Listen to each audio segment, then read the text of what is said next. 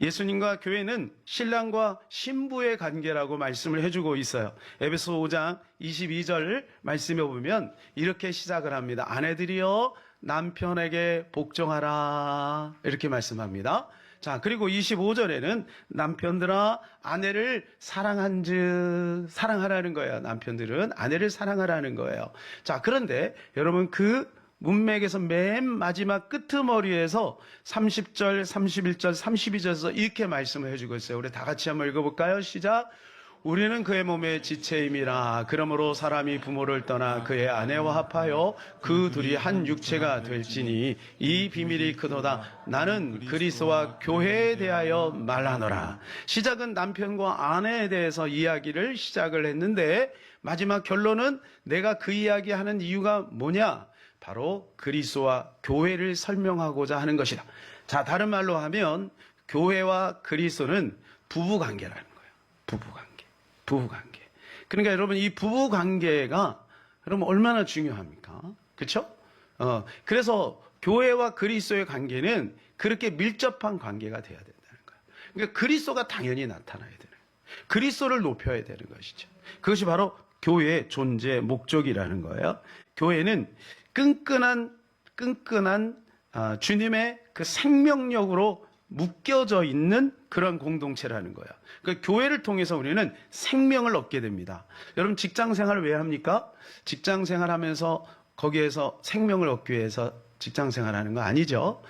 가정 생활 여러분 중요합니다. 그리고 또 학교는 왜 다닙니까? 학교 다니는 것은 왜 다녀요? 공부하려고 다니는 거죠. 교회는 왜 다니죠?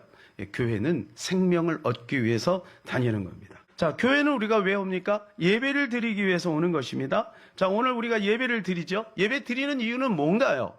예배 형식에 참여하는 것이 아니라 주님과 만나기 위해서. 그러니까 이 시간에 우리가 예배를 드리며 주님을 만나야 되는. 우리는 관람객이 아닙니다. 그죠? 영화 관람하러 오셨습니까? 뭐 볼 게 뭐가 있어요? 박 목사 보면 뭐야 이게 뭐. 그죠? 얼굴이 이쁩니까? 뭐 잘난 게 아무것도 없어요. 우리는 이러한 형식, 이러한 제도, 예배 틀 안에서 주님을 만나는 거예요. 그러니까 여러분 주님은 항상 여러분의 마음을 원하시는 거예요. 그래서 이 시간에도 여러분의 마음을 주님 앞에 온전히 드려야 될 것입니다. 자, 교회는 제도적으로 하나님께서 만드셨어요. 가정도 하나님 만드시고 그리고 교회도 하나님 만드셨어요. 그래서 성경은 교회를 설명하고 있는 거예요. 방주 교회지요. 이스라엘 민족 자체가 교회죠. 우리 지난주에 살폈잖아요. 광야교회, 이스라엘 백성들의 모임, 그것입니다. 성막 교회죠. 나중에 회당 됐죠. 회당도 교회를 설명하는 것입니다. 초대교회가 가정에서 시작됐다는 것이 의미가 있습니다. 가정은 혈연관계예요. 그래서 우리 교회 뭐라 그래? 식구. 그런 말 하잖아요. 교회 식구. 식구라는 게 뭐예요? 한 솥에서 밥을 먹는다는 뜻이에요. 그러니까 교회 식구라는 거예요. 그 교회는 뭐예요? 혈연관계. 어떻게 보면 친척, 멀리 있는 친척보다 교우들이 그러면 더 진한 우정을, 진한 삶을, 진한 정을 나누는 거예요. 그리고 친인척들은 1년에 2번, 3번 명절 때 만나죠. 그죠? 멀리 있는 내 동생도 그렇게 만나요. 전화로. 그런데 여러분 매주마다 만나요. 적어도 1년에 쉬운 2번 만나죠. 새벽 예배 나오시는 분들은 뭐 엄청나죠. 수예배 나오시는 분. 그리고 우리가 늘 또 서로 교제하고 구역 예배 드리고 이러면서 그 안에서 녹아지는 거예요. 그래서 어떤 행사가 있거나 대소사가 있을 때 모든 성도들이 함께 가서 위로하고 또는 격려하고 함께 축하하고 그렇게 되는 거 아니겠어요? 그러니까 교회라는 것은 굉장히 아주 특이한 그러한 공동체다. 왜 그러냐 하면 교회는 주님이 만드셨기 때문에 그런 거예요. 그래서 우리는 주님 안에서 한 형제, 한 자매가 된 것입니다. 그래서 우리는 교회는 하나님의 꿈인 거예요. 하나님의 꿈이 교회예요. 하나님을 드러내는 데 있어서 교회만큼 하나님께서 만드신 곳이 없어요. 그죠? 교회를 통해서 하나님은 당신을 드러내시니까 그래서 우리가 교회를 어떻게 이해하는가가 굉장히 중요한 의미가 있습니다. 오늘 오병이의 신비를 통해서 교회를 한번 들여다보려고 합니다. 오병이의 들판에서 교회가 만들어졌어요. 이게 오병이어의 교회예요. 자, 왜 교회일까요? 건물도 없는데, 목사님도 없는데, 왜 교회일까요? 마이크 시설도 없는데 왜 교회일까요? 교회라는 중요한 증거는 거기 예수님을 중심으로 모였기 때문에. 그러니까 여러분, 교회는 뭐냐? 건물이 아니에요. 예수님을 모신 사람들의 모임 또는 개인, 가정이 교회인 것이죠. 그럼 중요한 건 뭐냐면 예수님을 중심으로 예수님과 하나가 되는 그 몸부림, 그리고 그 틀, 그 제도, 그 시스템이 있느냐. 그래서 그게 가장 효과적으로 돼 있는 것이 더글로리 처치라고 하는 교회 제도 안에 그것이 있기 때문에 모이는 거예요. 만일에 여러분이 두세 사람, 세 사람이 모여서 그게 좀 더 활성화된다면 그렇게 해야 되죠. 주님은 그걸 기뻐하실 거예요. 그런데 그게 잘 안 되잖아요. 모여서 같이 행사도 하고 같이 기도도 하고 예배도 드리면서 그 안에서 우리는 누구를 발견하고 누가 우리의 주인이 되시는 것을 경험합니까? 예수님인 거죠. 그래서 오늘 2절 3절에 보면 이렇게 말씀해 주고 있어요. 시작. 그 무리가 따른 이는 병자들의 행하시는 표적을 보았음이라. 예수께서 산에 올사 제자들과 함께 거기 앉으시니. 자, 오병의 기적이 막 출발하는 그 시점을 설명해 주고 있는데 어떻게 해서 오병이 교회가 세워졌느냐? 큰 무리가 따른 거예요. 뭐 때문에? 예수께서 거기 계시니까. 예수님이 산에 계시니까. 예수님이 들판에 계시니까. 그러니까 그들이 모여서 거기에서 교회를 이룬 것이죠. 오병이어는요, 사복음 전체에 나옵니다. 사복음서 전체에 나와요. 그래서 사복음서 전체에 나온 사건들이 한 13가지 정도가 돼요. 자, 그런데 오병이어 사건은 그 첫 번째로 등장하는 사건이에요. 그만큼 지금 사복음서 기자들이 오병이어의 사건을 귀하게 다루고 있다는 거예요. 그러니까 모든 기자들이 사복음서 기자들이 오병이어를 가장 먼저 지금 다루고 있는 것이죠. 자, 그런데요, 그 관점이 조금씩 다릅니다. 마태하고 마가복음에서는 이제 이 오병이어 사건은 어디에다가 포커싱을 하고 있냐면, 방점을 두고 있냐면 생계형 기적이다 이거예요. 자, 이게 무슨 말이냐면 그들이 배가 엄청 고팠는데 예수님 배를 채워주셨다라고 하는 그 관점에서 지금 마태와 마가는 들여다보고 있는 거예요. 자, 요한복음, 우리가 같이 읽었던 요한복음에서는 어떤 관점에서 보고 있냐면 오병이어 기적은 표적이다. 표적이다. 이렇게 말해주고 있어요. 자, 14절 같이 한번 읽어볼까요? 그 사람들이 예수께서 행하신 이 표적을 보고 말하되 이는 참으로 세상에 오실 그 선지자라 하더라. 이들이 놀라지 않았겠습니까? 그렇죠? 여러분, 그 소년이 가져다 준 도시락 얼마나 되겠어요? 뭐 한 손으로 쥘 수 있는 거예요. 이거 가지고 2만 명이 먹은 거예요. 2만 명. 예? 여러분, 이거 엄청난 일 아니겠어요? 2만 명. 그러니까 2만 배가 돼요. 2만 배. 예, 2만 배. 그러니까 그걸 지금 그들이 보고 있는 거예요.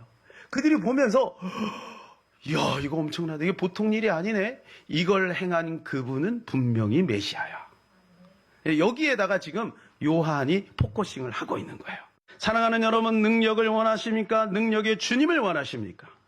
축복을 원하십니까? 축복을 주시는 하나님을 원하십니까? 치유를 원하십니까? 치유의 하나님을 원하십니까? 여러분, 우리는 그분을 원하셔야 될 줄로 믿습니다. 그런데 여러분 그거 아세요? 교회 다니면 2가지 다 주신다는 거예요. 성경은 약속해 주고 굳이 하나님 난 그런 거 필요 없어요. 그럴 필요 없어요. 주신다는데 그냥 받으세요. 하나님이 주시는 선물도 받으세요. 그러나 그분을 놓치지 마세요. 그래서 우리는 축복을 주시는 주님을 봐야 돼요. 치유를 주시는 주님을 바라봐야 돼요. 은혜를 주시는 주님을 바라봐야 돼요. 할렐루야. 교회에서 아무리 좋은 프로그램이 있어도 그 속에서 주님을 만나야 되는 것입니다. 종합하면 이거 오병이어의 기적은 뭐냐? 우리에게 기적도 주시고 교훈도 주시는 거예요. 예, 이게 바로 오병이어의 교회의 특징인 것입니다. 여러분, 교회는 진실도 있지만 도전도 있어야 돼요. 진실에만 머물러 있으면 안 돼요. 그러면 아무것도 못해요. 개토화되는 거죠, 개토화. 개토화되는 거예요. 그러니까 막 진실만 계속 얘기해요. 도전은 못하겠다는 거지. 전도도 못하고 선교도 못하고 구제도 못하고 아무것도 못해. 겁만 많아, 겁만. 그리고 심지어는 직장생활하면서 뭐예요? 직장생활하면서 내가 크리스찬이라는 것도 얘기 못해. 또 어떤 분은 뭐냐? 지나치게 종교적으로 모든 것을 보니까 사람들이 그 사람을 멀리하는 거예요. 여러분, 그래서 교회가 지금 지탄을 받는 거예요. 교회는 진실도 있어야 되겠지만 도전도 있어야 되는 거예요. 그래야 세상을 변화시키죠. 세상의 빛이요 세상의 소금이라고 했잖아요. 그러면 세상의 빛과 소금이 되려면 우리 안에 예수 그리스도의 능력, 하나님의 나라는 말에 있지 않고 능력에 있어야 되는 거죠. 그런 오병이어를 우리가 경험해서 그 힘을 가지고 세상에 나가서 우리는 복음을 전하며 주님을 높이는 삶을 살아가야 될 것입니다. 지금까지 이스라엘 백성들은 자기 힘으로 살았어요. 그리고 좌절하고 무너지고 그리고 그들은 무서움에 사로잡혀 있는 거예요. 그때 예수 그리스도가 오셔서 모든 것을 회복시키기 시작하십니다. 상한 자를 치유하십니다. 병든 자를 고치십니다. 귀신으로부터 자유를 주신 것입니다. 자, 요한복음이요. 사복음서에서 맨 마지막에 있는 것도 의미가 있어요. 마태복음 왕으로 오신 예수님. 그죠? 이스라엘 백성들은 그거를 추구하는 거예요. 지금도 시오니즘 그거. 그냥 우리는 왕이 돼야 된다는 거예요. 자, 마가복음 종으로 오신 예수님. 이게 뭐예요? 섬기라는 거죠. 섬김. 그래서 사람들이 요구하잖아. 교회는 섬겨야 돼. 근데 너희 왜 안 섬기니? 사실은 모든 섬김의 70%가 교회가 하거든요. 근데 그것은 뭐예요? 오른손이 하는 것을 왼손을 모르게 하라. 그래서 그런 거지. 사실은 드러내고 보면 교회가 기독교가 가장 그렇게 많이 하고. 자, 세 번째는 뭐냐요? 사람으로 오신 예수님. 이게 누가복음이잖아요. 그러니까 사람들이 뭐라 그래요? 인권이 중요하지 않아? 교양이 있어야 돼. 사랑하는 여러분, 그러나 놓치지 말아야 될 것이 있습니다. 그것은 그분이 하나님이라는 거예요. 요한복음은 바로 그분이 하나님이라는 것을 선포하는 거예요. 그러니까 우리가 그분이 하나님이라는 것을 놓치면 본질을 우리가 놓치게 되는 것이죠. 그래서 마지막 사복음서 마지막에 요한복음이 있어서 그걸 가지고 쫙 갈무리를 한 거예요. 자, 이 오병이에 대한 반응이 굉장히 흥미로워요. 자, 빌립의 반응을 보세요. 저 오늘 말씀의 5절, 6절을 같이 한번 읽어볼까요? 시작. 예수께서 눈을 들어 큰 무리가 자기에게 오는 것을 보시고 빌립에게 이르시되 우리가 어디서 떡을 사서 이 사람들을 먹이겠느냐 하시니 이렇게 말씀하시면 친히 어떻게 하실지를 아시고 빌립을 시험하고자 하십니다. 자, 예수님이요 모르시겠습니까? 이 들판에서 슈퍼도 없는데 그들을 어떻게 다 먹일 수가 있겠어요? 근데 빌립에게 툭 질문을 던져보는 거예요. 이유가 뭐예요? 6절에 시험하고자 함이라 그랬어요. 성경에 나오는 시험은 크게 두 개로 나눌 수 있습니다. 첫 번째는 뭐냐면 마귀의 시험, 템테이션이라고. 마귀의 시험은 뭐냐면 넘어뜨리는 게 목적이에요. 넘어뜨리는. 그리고 하나님의 시험, 아브라함을 시험했죠. 이건 뭐냐면 테스트입니다. 아, 저가 정말 마음이 어디에 있는가? 이걸 확인하고자 하는 거예요. 이게 테스트의 목적은 뭐냐면 그 사람을 세우고자 하는 거예요. 그러면 이건 뭘까요? 테스트입니다. NIV에 보면 테스트라고 돼 있어요. 근데 저는 그거보다도 킹제임스 버전의 번역이 더 옳다고 봅니다. 킹제임스 버전은 뭐라고 돼 있냐면 요 시험을 프루브로 돼 있어요. 증명하다, 입증하다. 그러니까 이게 뭐냐면 빌립을 시험하면서 예수님이 빌립의 평상시의 태도를 수정하려고 하는 거예요. 내가 하나님 된 것을 네가 알아야 돼. 이것을 알리기 위해서 이 사건을 만드셨다는 거예요. 사랑하는 여러분, 이것을 통해서 우리는 주님을 만나야 되는 거죠. 자, 빌립은 어떤 문제가 있습니까? 빌립은 머리가 좋아요. 계산적이에요. 그러니까 딱 계산해 보니까 200데나리온이 부족하다. 딱. 그러니까 무슨 말이에요? 빌립은 굉장히 사고적이며 굉장히 과학적인 두뇌를 가지고 있지만 하나님의 초월적인 것에 대해서는 부족해요. 그래서 어떻게 합니까? 안 돼요. 이거예요. 안 돼요. 여기서 어떻게 다 먹일 수 있어요? 불가능해요. 이거예요. 근데 안드레 보세요. 안드레는요, 소년이 있는 그 도시락 하나를 발견한 거예요. 그래서 그 친구에게 그걸 이야기하는 거예요.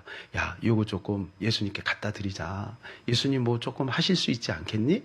그랬더니 소년이 그걸 준 거예요. 그걸 들고 가서 예수님께 드려요. 그러니까 여기 안드레도 마찬가지로 믿음이 있어서 드리는 게 아니에요. 그냥 예수님의 그 어떤 심정, 마음, 예수님의 의도, 그걸 조금 눈치를 챈 것 같아. 그래서 그냥 갖다가 드렸을 뿐이에요. 자, 읽어볼까요? 8절, 9절. 8절, 9절. 시작.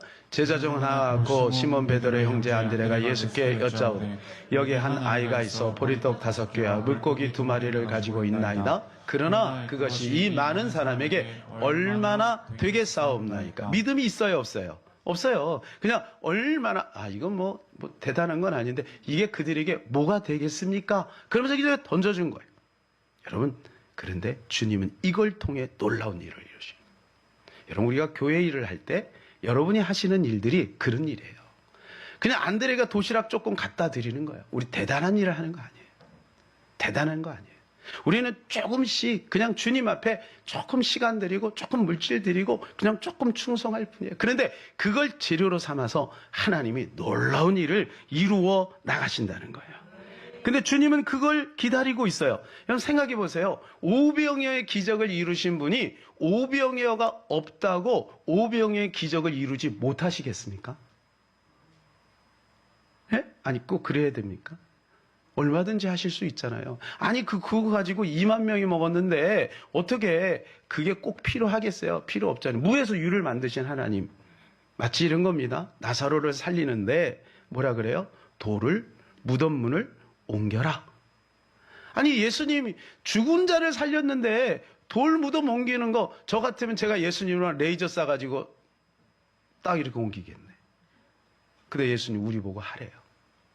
우리가 할 것이 있다는 거예요. 그게 할 게 대단해서 하는 게 아니라 그 작은 순종을 주님은 기다리고 있는 거예요. 사랑하는 성도 여러분, 그런데요, 교회 안에는요, 빌립 같은 사람도 있고 안드레 같은 사람도 있어요. 그죠? 빌립처럼 아주 분석적이고 머리가 좋고 딱 이렇게 계산하고 그런 사람도 있어요. 근데 안드레 같이 정말 순수한 그런 사람도 있어요. 그런데 여러분 꼭 기억해야 될 것이 있어요. 꼭 기억해. 교회 안에는 빌립도 필요하고 안드레도 필요하다는 거예요. 왜냐하면요, 빌립도 나중에는 깨닫고 순교회까지 가요. 안드레도 당연히 그 자리까지 가요. 여러분, 제자와 무리의 차이가 뭔지 아세요? 거긴 무리도 있었어요. 무리는 결국은 예수님 곁을 떠나요. 무리는 예수님 곁을 떠나요. 그러나 제자들은 좌충우돌하고 부족함이 있어도 예수님 곁에 있어요. 그래서 우리는 제자가 돼야 돼요. 제자가 된다는 말이 무슨, 제자 훈련을 받으라 그 말이 아니고, 제자 훈련 받아야죠. 가능성이 있으니까. 그 말이 아니고, 예수님 붙들고 예수님 곁에 머물고 있는 사람, 그 사람이 제자인 겁니다. 성만찬할 때 사람들이 이게 고기를 먹고 그 다음 피를 먹고 뭐 그러니까 무서워서 다 떠났잖아요. 너희도 가려느냐. 예수님 뭐라 그래요? 영생의 말씀이 여기 있으니 우리가 어디로 가리까? 잘 이해 못해도 어려워도 그냥 예수님 곁에 머물러 있으면 돼요. 그러면 승리하는 거예요. 여러분, 교회 안에 빌립 같은 사람이 있다고 다 잘라내면 안 돼. 빌립도 필요해. 안드레도 필요해. 왜냐하면 나중에 다 깨닫고 주님을 위해서 헌신하고 충성하게 되어 있기 때문에 그런 것입니다. 우리는 또 한 사람을 주목해야 됩니다. 그 사람이 누구예요? 오늘의 주인공, 바로 한 소년입니다. 이 소년이 이제 그 자기가 먹어야 되는 그 도시락을 드린 거예요. 변변치 않습니다. 보리떡은 가난한 사람들이 먹는 거예요. 생선 2마리. 이 생선 우리가 생각하면 조기, 굴비 그런 거 아닙니다. 멸치보다 조금 큰 거. 그런 거예요. 요런 거 드린 거예요. 그런데 여러분, 그 소년에게는 그게 전부예요. 생각해 보세요. 얼마나 배가 고팠겠어요. 엄마가 싸준 그 도시락 잘 해가지고 이제 먹어야지. 그런데 안드레 선생이 와가지고 그거 달라 그러는 거예요. 그거 줄 수 있겠어요? 그런데 그 소년은 그거를 드린 거예요. 그러니까 하나님 입장에서 볼 때는 그 보리떡 5개, 물고기 2마리는 아무런 필요가 없는 거예요. 없어도 되는 거예요. 근데 그 소년에게는 그게 전부예요. 그래서 그게 전부예요. 아시겠어요? 우리가 드리는 것이 아주 미미하지만 어떤 사람에겐 그거는 전부야. 그러니까 여러분, 예물도 마찬가지예요. 2렙돈 드렸던 그 과부의 돈이 더 귀한 거예요. 많은 것을 드렸기 때문에 기뻐하는 게 아니라 하나님이 그 마음을 받으시는 거죠. 마음을 받으시는 거죠. 그래서 주님은 그것을 보고 주님이 그를 축복하는 거죠. 항상 하나님은 재물을 원하세요. 재물. 그래서 구약에 보면 그 재물 이야기예요. 계속해서 재물 이야기예요. 절기를 통해, 성막을 통해 재물을 하나님 원하세요. 재물이 필요하기 때문이 아니라 재물을 통해 하나님이 역사하겠다는 거예요. 그게 하나님의 방법이에요. 솔로몬이 그걸 깨달은 거예요. 그래서 자기가 왕권을 시작하기 전에 뭐예요? 1,000번제를 드리는 거예요. 1,000번제가 대단한 게 아니라 먼저 하나님 앞에 드린 거예요. 여러분, 어떤 사람에게는요, 주일이요, 그냥 늘 드리던 거니까 그냥 드려요. 근데 어떤 분은요, 이 주일이 생명이에요. 왜? 잘못하면 직장을 잃거든요. 그거 결정해야 되거든요. 잘못하면 상사의 눈밖에 나거든요. 그게 그분에겐 전부예요. 그러니까 그거 드리면 주님이 기뻐하시는 거예요. 여러분이 드리는 예물이 많고 적고 상관없어요. 어떤 사람은 요만큼 드리면서도 벌벌 떠는 사람이 있어요. 어떤 사람은 이만큼 드리는데도 그냥 당연하게 드려요. 여러분, 그러니까 내가 드리는 것은 다 전부야. 여러분이 충성하는 것은 다 전부야. 그러니까 주님이 원하시는 것은 오병이어 도시락을 원하는 게 아니에요. 그 소년의 전부를 받으신 거예요. 그러니까 우리가 하나님 앞에 드릴 때 몸만 드리지 말고, 손만 드리지 말고, 물질만 드리지 말고, 시간만 드리지 말고 우리의 존재를 드려야 돼. 주님 원하시는 건 우리의 존재를 원하시는 거예요. 사랑하는 여러분, 그럴 때 주님이 그 속에서 엄청난 일을 이루어 나가실 줄로 믿습니다. 여러분, 그런데 11절에 보세요. 11절, 오늘 11절 같이 시작. 예수께서 떡을 가져 축사하신 후에 앉은 자들에게 나눠주시고 물고기도 그렇게 그들의 원대로 주시니. 여러분, 그대로 원대로 줬다는 것은 무슨 말이에요? 12절에는 뭐냐면 그들이 배불렀다, 이래, 배불렀다, 이렇게 만족했다는 거죠. 근데 여러분 보세요. 우리 재료가 뭐예요? 보리떡 5개, 물고기 2마리예요. 이거밖에 안 돼요. 근데 여러분, 그 재료가 바뀐 건 아니야. 양이 늘어났지. 그럼 그거 가지고 만족하겠어요? 만족하겠어요, 여러분? 산의 진미도 아니고, 예? 쿠우쿠도 아니고, 만족하겠어요? 만족 못하죠. 그런데 그들은 만족한 거예요. 우리가 교회에 작은 헌신을 통해 성도 전체가 만족해요. 여러분, 우리 교회가 그런 거예요. 여러분의 작은 헌신을 통해 온 성도가 만족해요. 이렇게 아름다운 성전에서 예배드리고 우리가 그쪽에 가면서 또 예배드릴 때 여러분의 작은 헌신을 통해 주님이 하시는 거예요. 오늘 14절을 한번 같이 읽어볼까요? 14절. 우리 시작. 예수께서 나오사 큰 무리를 보시고 불쌍히 여기사 그 중에 있는 병자를 고쳐 주시니라. 여러분, 이 오병이의 스타트 시작이 어디에서 시작이 됐냐면 바로 여기서 시작이 된 거예요. 예, 이 제자들의 반응도 중요하고 한 손이 드렸던 이 도시락도 중요하지만 이 출발은 어디에서 있냐면 바로 주님이 불쌍히 여기는 스플랑크니 조마이라고 합니다. 이 불쌍히 여긴다는 말이 무슨 말이냐 하면 인간의 그 심장, 내장으로부터 그 아픔을 느끼는 것을 말하는 거예요.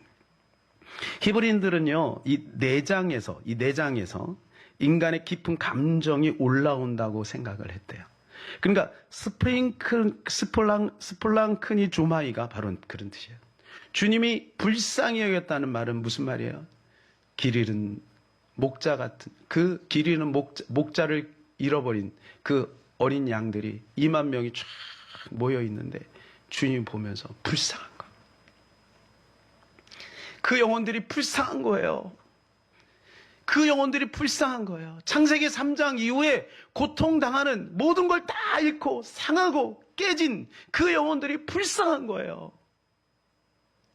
주님 오병이 기적을 왜 행하십니까? 당신을 드러내려고 하는 거예요. 당신. 여러분, 우리 인생에 필요한 것은 바로 예수님인 것을 주님이 이걸 통해서 알려주신 거예요. 만일에 이게 목적이라면 그 다음부터도 오병이어 1, 오병이어 2, 오병이어 3 계속 해야 되잖아. 그 뒤로 없어. 그걸 보여주려고 하는 거예요. 근데 이스라엘 백성들은 오늘 14절에 보니까 뭐라고 됐어요? 예수님을 임금 삼으려고 해요. 예수님 임금 삼으려. 15절에 나와요. 임금 삼으려. 목적이 그게 아닌 거예요. 주님이 드러나야 되는 거예요. 주님의 긍휼로부터 시작이 돼요.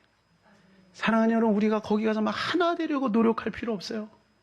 그냥 우리 마음에 스플랑크니 조마이가 있으면 돼요. 그들을 불쌍히 여기는 마음. 아니, 나를 불쌍히 여기는 마음. 내가 옛날에 그렇게 망가진 존재였는데 주님의 은혜로 말미암아 나를 새롭게 빚어주셨다는 거예요. 새로운 사람이 되게 하셨다는 거예요. 그것으로, 그 마음을 가지고 있으면 하나님 그걸 통해서 일하시는 거죠. 그럼 우리는 하나가 되고 우리 합병은 축복이 될 것입니다.